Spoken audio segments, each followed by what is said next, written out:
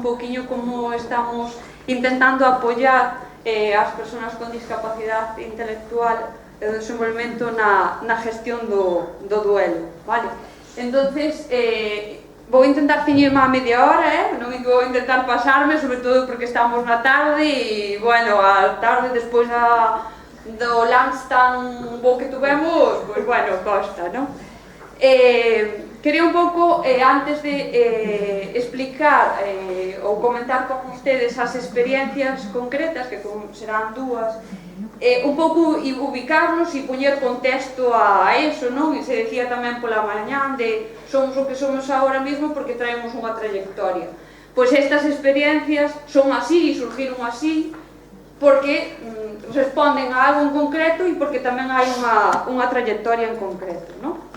E un pouco, eso, por ubicarnos e de que é o que vamos a falar, pois se non está así moi concretado, era o tema de duelo, non? Realmente duelo significa dolor, non? Realmente é unha resposta normal, eu comentaba a psiquiatra, que todos temos e que nos afecta a todas as persoas a nivel global, non? As emocións, os pensamentos, realmente é algo que necesitamos para reajustarnos a esa situación que a todos nos pasa, non?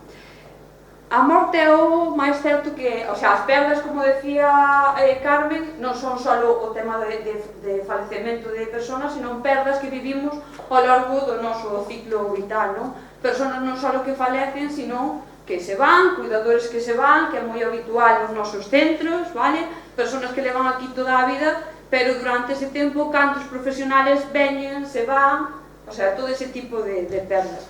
Pero realmente, quizás, pois, a perda máis trascendental para todos, pois, é o falecemento e a morte, non? E realmente ese é o máis certo que pasa, é dicir, eu sinto ter que dicir que o máis, o sea, eso vai ser así, todos vamos a morrer. O sea, hai ao mellor outra, xa sabía, verdad? Xa sabía, pero que a veces parece que non somos conscientes de que eso vai pasar e que eso sea, non? E que ao noso redor inevitablemente vamos a ter perdas, non só nós, sino que ao noso redor vamos a perder persoas que falecen ou persoas que se van porque se van a vivir a outro lado, porque cambian de lugar. E aquí vou facer unha parada e a idea tamén é plantearon algunhas preguntas. Simplemente vou pedir que levanten a man, vale? Non vou preguntar nada en concreto, o sea que con confianza poden levantar a man.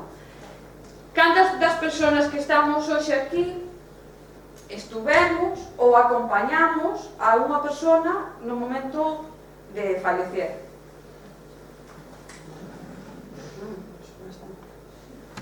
Vale, algunhas persoas estuvemos porque as circunstancias se deron así, non foi algo elegido.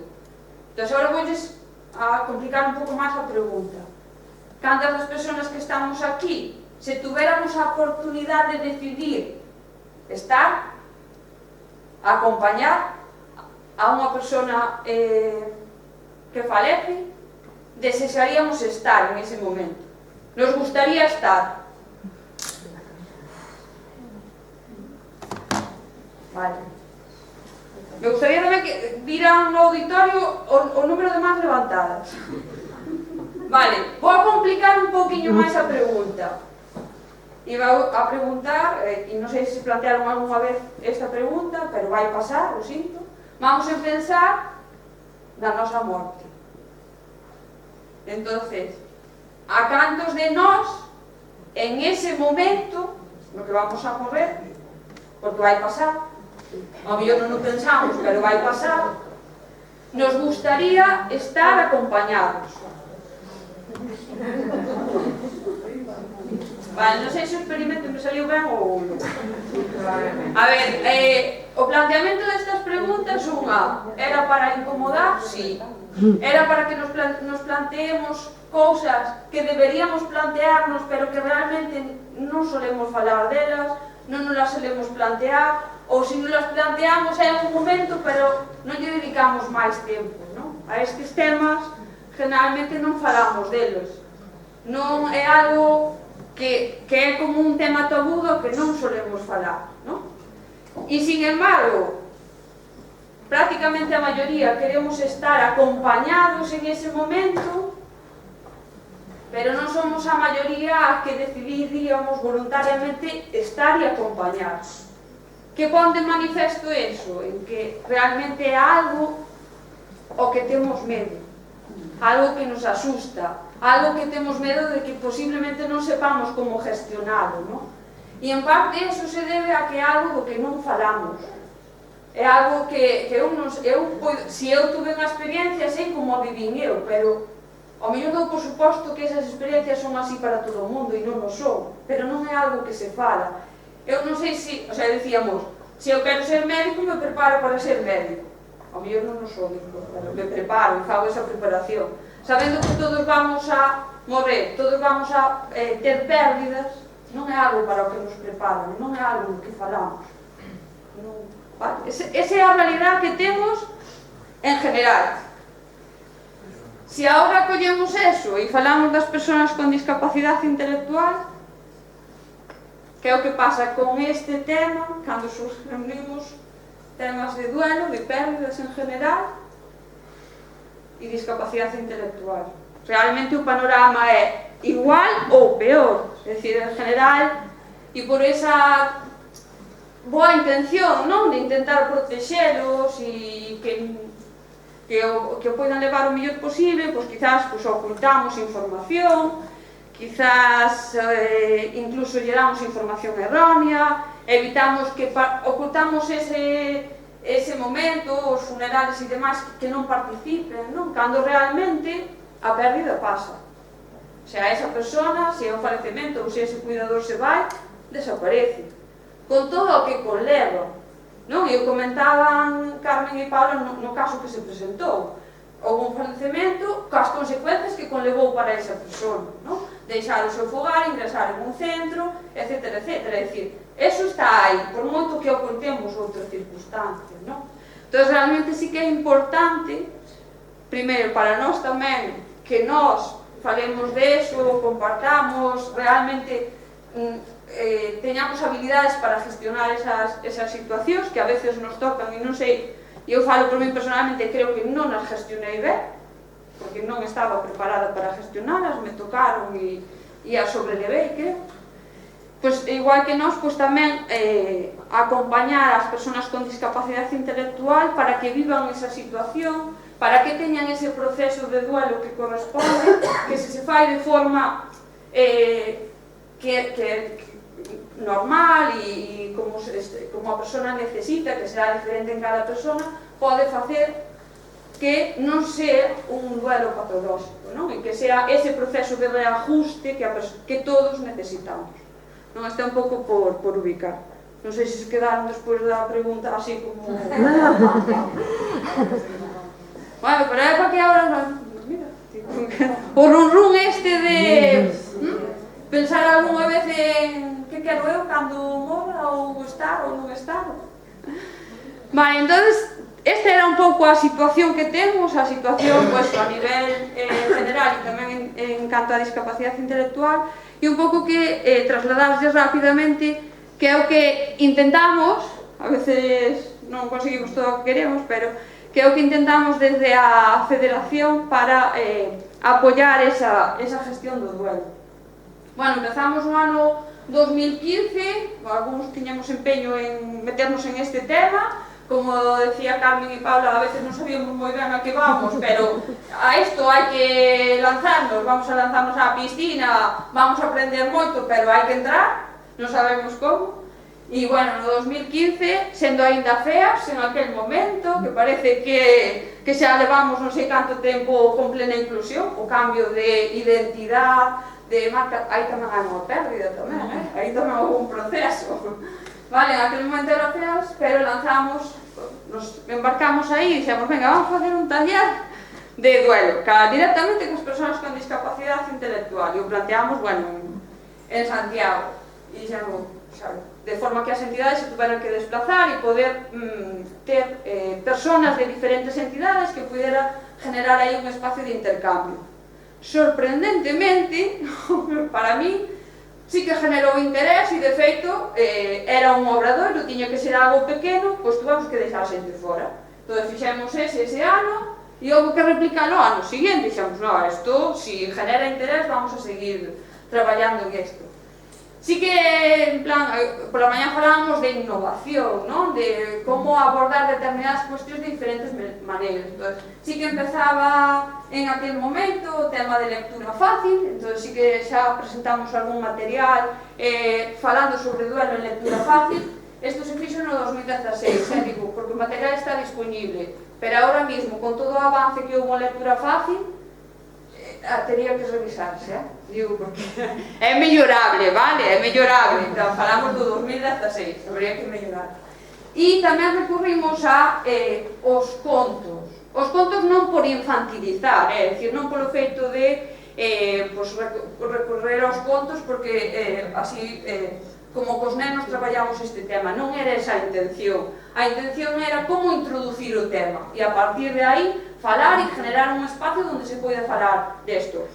E os contos, a veces moitos contos, sí que nos dan pé a eso, non porque sean infantiles, sino porque introducen o tema, e a partir de aí, pois, traballamos eso.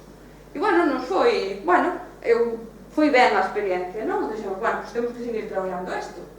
Entonces, no 17 volvemos a plantear, estes en principio se estaban planteando en Santiago, que é onde está ubicada a federación, non?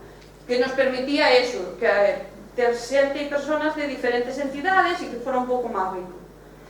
Introducimos outro tema, é dicir, seguimos co tema, pero seguimos introducindo tamén o duelo referido á pérdida de capacidades, é dicir, con procesos de envejecimiento, hai tema de deterioro físico, deterioro cognitivo, e a veces para as persoas asimilar e entender que ao mellor eu estou en un taller no que xa determinadas cousas me empezan a costar, ou eu participaba en actividades de deporte e xa non teño as mesmas capacidades, pois tamén son temas que temos que ter a oportunidade de falar, de comentar e de generar eses espacios para traballar.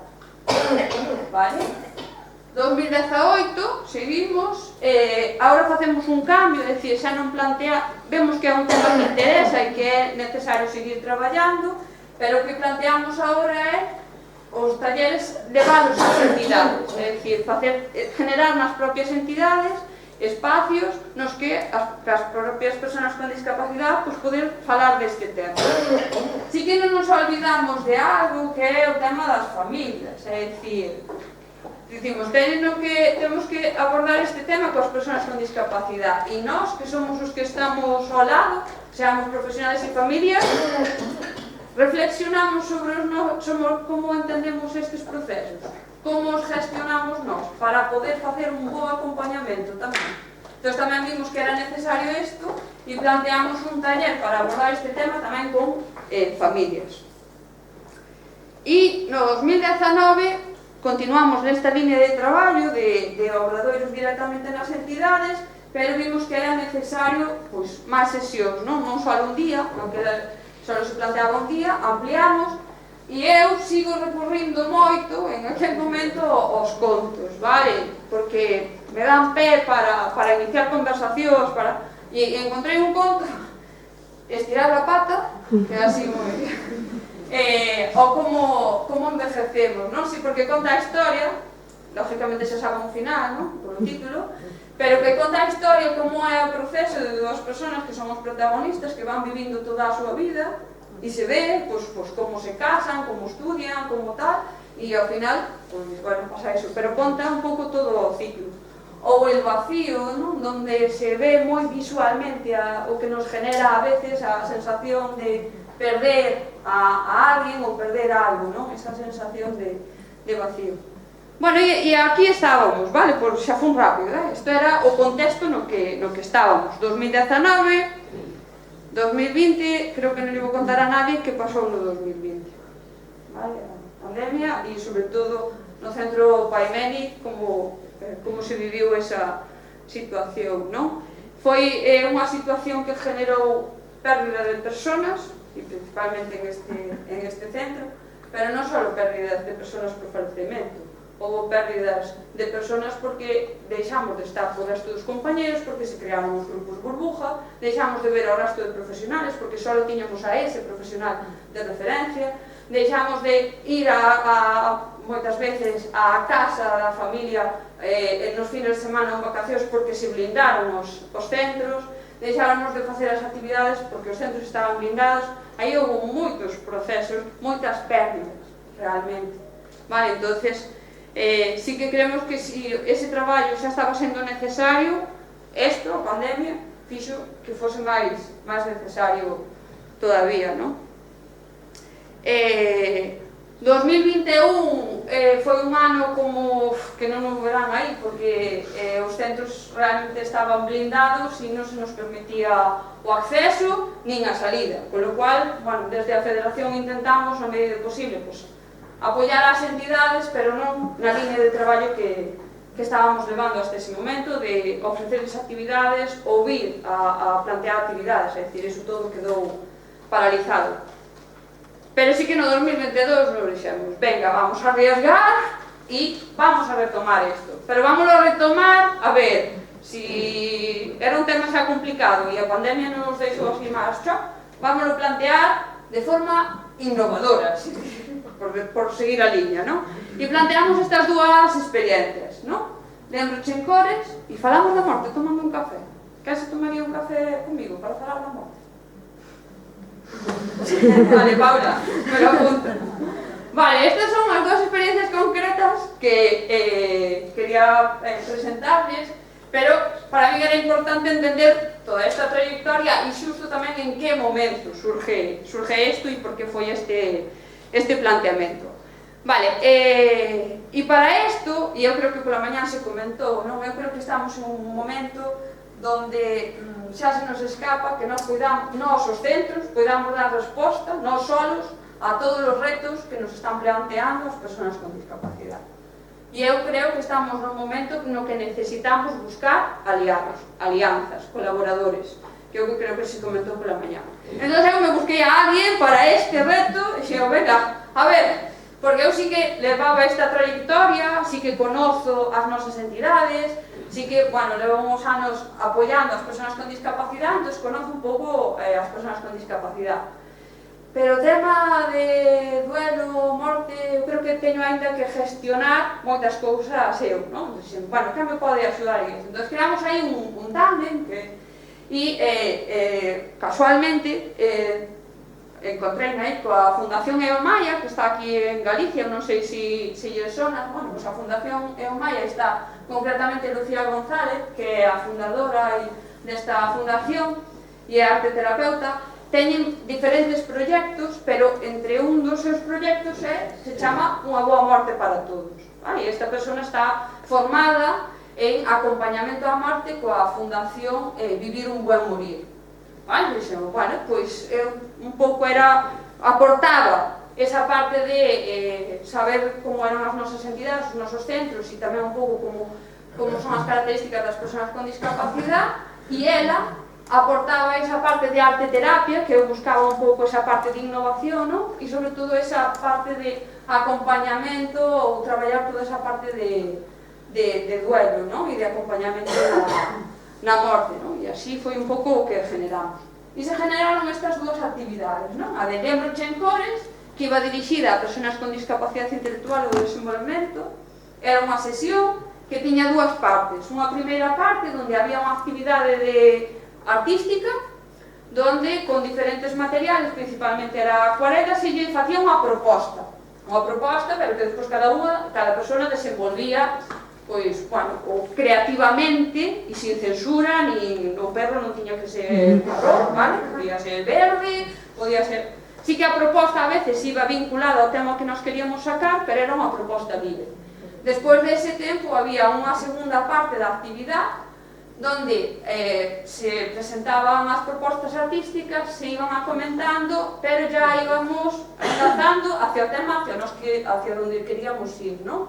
Que era falar de procesos de pérdida en general, principalmente de temas de falecemento, porque en algúns casos, como aquí, estaba moi recente o tema do, COVID e se deran falecementos, vale? Entón, sí que se generou ese espacio para poder falar e compartir eses temas. Bueno, e aquí recollen así brevemente algunhas valoracións dos profesionales que nos acompañaron nestes talleres, de un pouco como percibiran eles desde fora o que generou ese espacio para as propias persoas con discapacidade, non? Entonces, les gustou mucho el trabajo realizado con la pintura, bueno, a primeira parte encantáballe a todos, A segunda parte xa podía haber o mellor unha reticencia, pero sí que é verdad. Que quero dicir, eu algunhas persoas sí que as conocía de ter algún contacto en algunhas das actividades da Federación, pero, por exemplo, Lucía non, e, sin embargo, para ser persoas cas que non teñen unha relación de confianza, como teñen cos centros, sí que se generou un espacio donde compartiron e comentaron moitísimas cousas. De feito, incluso nos decían algúns dos profesionais de persoas que teñen moita reticencia a falar deses temas, en ese espacio sí que se abriron e sí que falaron. E houve persoas que ao mellor non falaron, ou habeu persoas que teñen dificultades de comunicación verbal, pero, sin embargo, participaron en ese espacio e viron que houve un espacio onde eso se fala e onde houve quen compartiu cousas que ao mellor hasta ese momento non compartían, non? Entón, sí que é verdad que foi unha experiencia puntual que só era un día, pero polo general, e fixémolo en 13 entidades, vale? Este foron todos os grupos, vale? Non é que foi moi ben en 2 grupos, non? Houve en 13 entidades, todas elas moi distintas, e despois, concretamente, unha das persoas de Paimeni nos contará como foi para ela, pero en general sí que o feito de empezar con unha actividade artística sí que generou un espacio tranquilo, onde se sentían cómodas e propiciaba ese traslado progresivo a esa conversa sobre ese tema que de entrada nos é complicado a veces entrar. E sí que, polo general, sí que se abriron, se falaron, e eu creo que se viu a necesidade de necesitamos falar desto. Eso foi un pouco como foi esta actividade. A outra actividade, que era Falamos da morte tomando un café, iba dirigida a persoas, a familiares e a profesionales, porque veíamos necesario eso, é dicir, se nós temos que acompañar as persoas con discapacidade, non só necesitamos entrenarnos en como acompaño, eso non temas de duelo implica tamén que eu faga un proceso comigo mesma de reflexión sobre que é o que implica para min, como gestiono todo eso para estar en disposición tamén de acompañar as outras persoas. E por eso se planteou esta actividade, e era unha actividade como, bueno, e como metemos o tema? Como lle planteamos para empezar a falar desto? Fixéramoslo con un obradoiro, planteándolo así, pero a verdad, bueno, foi ben, pero tampouco non houve que replicalo porque houbera moitísima demanda. Entón, o planteamos de outra forma, que era vamos a tomarnos un café. Nos tomamos un café e, en vez de falar de política, que estamos en campaña electoral, por exemplo, falamos de isto, da morte, de como a vivo eu, de como viven, como perdemos a persoas ou non? E, sorprendentemente, esta só se fixo en 7. O sea, sí que consideramos que as persoas con discapacidade teñen que falar desto, pero nós non. Bueno, eu non digo nada, Eu só poño 13 entidades, 7. Bueno, contamos que aquí non se puido facer, habría unha máis, pero, quero dicir, os datos están aí. É dicir, sí que consideramos que é un tema que sí que temos que falar e generar esos espacios para que acompañar as persoas con discapacidade, pero eu non necesito falar deses temas, que a vou ter que acompañar. Bueno, nada máis, que son retos que temos, que ao mellor non hai que plantear cafés, hai que plantear outra cousa, tamén, vale? Pero bueno, sí que isto era por sacar aí unha reflexión. A xente que participou, en general, foron grupos pequeniños, sí que tamén, eso, era xente da mesma entidade, porque sí que se fixo nas entidades, pero que non suelen ter moita relación, é dicir, as familias aquí se ven, pois se hai unha festa ou tal, pero non suele, ao mellor, haber moita relación ás familias. En algúns casos se planteou con profesionales e familias, e ao principio era como medo de, bueno, pero non vou falar deste tema diante das familias, non sei. E despois se generaron uns espacios que en moitos casos os profesionales nos decían, pois agora entendo a moitas familias determinadas actuacións ou determinados comentarios que fan por cousas que comentaron, de emocións e de todo o proceso que viviron.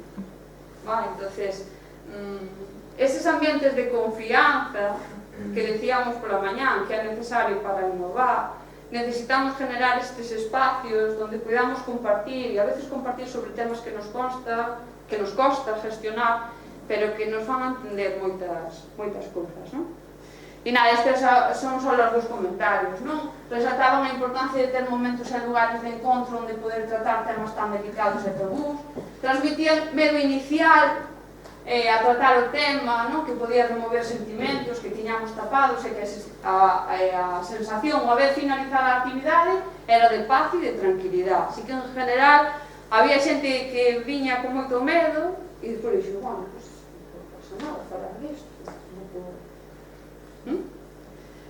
Vale, e eso, isto foi nas 7 entidades, ven que a maioría son grupos pequeniños, quizás o máis grande sea este, de Juan 23, pero porque se xuntou as familias de dos centros. O Juan 23 ten ubicación en Pontevedra e en Cangas, entón se xuntou, por iso a mellor ese grupo é máis grande, vale? Pero polo general son grupos pequeniños. Bueno, porque tamén tomamos un café, non lo tomamos con 30 personas, algo que sea unha jornada, non? Era máis recrear ese ambiente de ao mellor estar na casa, no teu fogar, tomando un café e falando, pois, neste caso, pois, deste tema. Vale, e agora que? Fixemos eso, no 22, e dixemos, bueno, pois está, non? Bueno, eu non son de ya está, a mí me gusta seguir. Entón, o planteamento que temos para este ano é seguir traballando nestes temas. Entonces, dentro de Chencores era un día solo, era un taller de un día solo e vimos, non, isto casi que requiere un pouco máis. Entón, este ano o que planteamos é un obradoiro de acompañamento a través do duelo, vale, onde vamos a facer directamente nas entidades tamén, pois 4 sesións nas que pretendemos, vamos a ter esa parte artística, porque sí que axuda moito a generar ese ambiente de confianza e de calidez para poder compartir e falar deste tema, e principalmente un poquinho hacia onde queremos ir a abordar estas cuestións, non? Que é o que todos podemos, durante un proceso de duelo, todos temos emocións e emocións diferentes, a veces temos procesos onde realmente nos costa incluso poñerlle nombre á emoción que estamos sentindo en ese momento, non? É tristeza e enfado, non sabemos moi ben o que é. Entón decidimos máis ben centrarlo en lugar de en emocións, en falar sobre esas emocións que sentimos, en as necesidades que temos todos cando pasamos por un proceso de duelo, non? Que necesitamos falar, comunicarnos, falar do que nos pasa, cada unha a súa maneira, necesitamos comprensión, tamén a compasión, non? Estamos en hermanas hospitalarias, esa compasión e ese consuelo, non? Vale, agora tamén é un reto, porque nós queremos ir hacia isto e non nos vamos a plantear así directamente cas persoas con discapacidade, non vamos a decir, bueno, hoxe vamos a falar de consuelo ou de compasión, non, é un pouco hacia onde queremos ir, pero vamos a ir tamén vendo como planteamos, como vai indo. Entón, para nós tamén, neste caso, seguirei acompañada de Lucía, vale, para min sí que é un gran apoio aí, de ver como o planteamos, e a partir das experiencias deste ano tamén seguiremos avanzando e seguiremos mellorando. Isto no caso das persoas con discapacidade, pero tamén creemos que é necesario que nós como profesionais e as familias fagamos ese proceso de reflexión para estar en disposición de facer uns bons acompañamentos, non? E entón, isto é primicia, ven aquí, vale? O sea, primicia para hoy, non saliu, non está publicado, si quer. Pero vamos a organizar o día 21 de junio un obradoiro, este será en Santiago, sobre crear espacios protegidos para falar da morte. O sea, que de entrada xa os invito, espero velos a todos se inscriban, non? En este obradoiro no que, eso, será unha mañán que compartiremos con Lucía, donde a idea é ver claves ou aspectos a ter en conta para que, neste caso, nas nosas entidades, generemos espacios donde nos sintamos cómodos e con confianza para falar deste tema. Ben sexa os profesionales, ben sexa as familias, ben sexa as persoas con discapacidade, ou ben sexa todo, ¿no? Pero sí que nos parece que é algo importante. Entonces, xa os invito a todo o mundo a que poida participar en este obradoiro. E non sei se me pasei del tempo, me apostei. E nada, isto era hasta aquí.